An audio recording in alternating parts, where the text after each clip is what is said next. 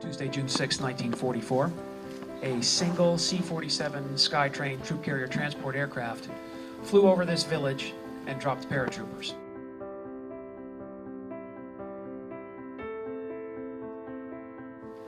When the men landed on the drop zone and near a field not more than a mile from here, they were far from their assigned drop zone. They were men from the headquarters company of the 1st Battalion of the 507th Parachute Infantry Regiment of the 82nd Airborne Division, and they were supposed to be on drop zone T, about 3 miles to the south of here. Instead, they're dropped in the area of the community of Hémevez. During the pre-dawn darkness, they tried to figure out where they were.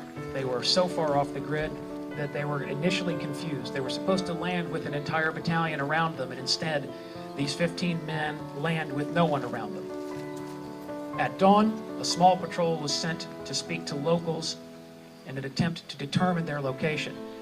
But then, shortly after dawn, a German patrol came down the road nearby. This led to a brief firefight in the wooded area that's just down the road from here. In that firefight, 3 of the Americans were killed. The Germans then took everyone else prisoner and brought them down this road to Chateau d'Hémevez, just down at the end of the road. At that point, the Americans were interrogated briefly. Their officer, a second lieutenant by the name of Robert Schutt, was sent away for further interrogation. One of their wounded was then sent off for treatment in a field hospital.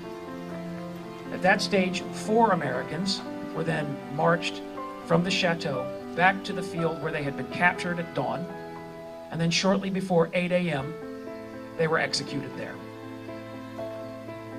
In the aftermath of this, in the aftermath of what happened on Tuesday, June 6, 1944, the mayor of the village, Hémevez, with help from other locals, recovered the bodies of those 7 Americans and brought them here and buried them in this cemetery. Class Ellsworth M. Heck. Oh, pour la France. Private Anthony J. Hitzeler. Oh, pour la France.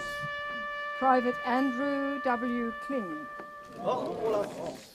Private Delmar C. McElhenney. Oh, pour la France. Private First Class Daniel B. Tillman. Oh, pour la France. Private Robert C. Watson. Oh, pour la France. And Private Robert E. Werner. Oh, pour la France. These were men and women who embraced the concept of we because they loved deeply.